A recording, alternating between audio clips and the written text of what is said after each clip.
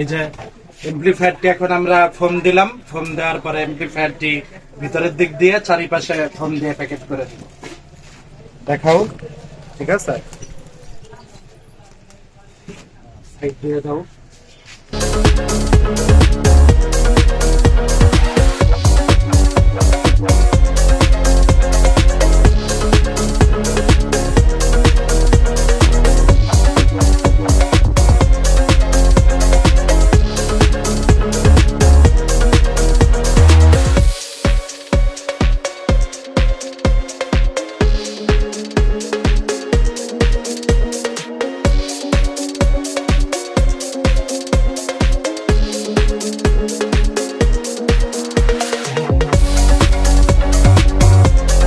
এতক্ষণ যারা ধৈর্য সহকারে এমপ্লিফায়ারটি প্যাকেটিং দেখলেন, আসলে কুরিয়ারে অনেকে প্রোডাক্ট নিতে ভয় পান যে আসলে কুরিয়ারে নিব ড্যামেজ হয়ে যেতে পারে। আসলে বাহিরের থেকে, চায়না থেকে কিন্তু এইভাবে প্রোডাক্ট এসে পড়ে, প্রায় অনেক সময় লাগে আসতে।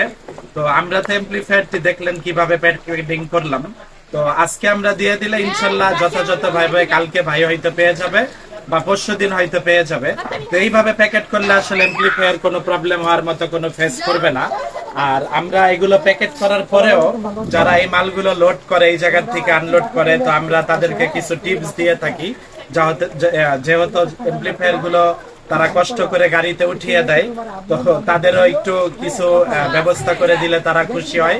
এটা আমি মুখে উল্লেখ করলাম না, কাউকে ছোট করে আমার উদ্দেশ্য না। তো এই কারণে প্রোডাক্ট গুলো কিন্তু আমি যেই প্রোডাক্ট গুলো বা আমার সাথে যারা আছে তারা এই প্রোডাক্ট গুলো কিন্তু খুব সুন্দর করে এইভাবে প্যাকেটিং করে একবার ওয়েট মেপে আপনাদের কাছে ডেলিভারি দিয়ে থাকে। তো যারা কুরিয়ারে প্রোডাক্ট গুলো নিতে চাচ্ছেন তাদের কোনো টেনশন নাই, কোনো ভয় নাই, আপনারা নির্দ্বিধায় নিতে পারবেন। বাংলাদেশের যে কোনো জায়গায় সুন্দরবন কুরিয়ার সার্ভিসের মাধ্যমে আমরা প্রোডাক্ট গুলো ডেলিভারি দিয়ে থাকি। তো যারা আমাদের পুরান ভাইরা আছেন, যারা এমপ্লিফায়ার গুলো নিচ্ছেন, ব্যবহার করছেন, তারা এই কমেন্টে একটু জানাবেন যে আপনারা এই ধরনের প্যাকেটিং করে এমপ্লিফায়ার গুলো পেয়েছেন কিনা। তো ইনশাল্লাহ নতুন কোনো ভিডিও নিয়ে আসবো। আজকে প্যাকেটিং এর একটা ভিডিও আপনাদের মাঝে শেয়ার করলাম।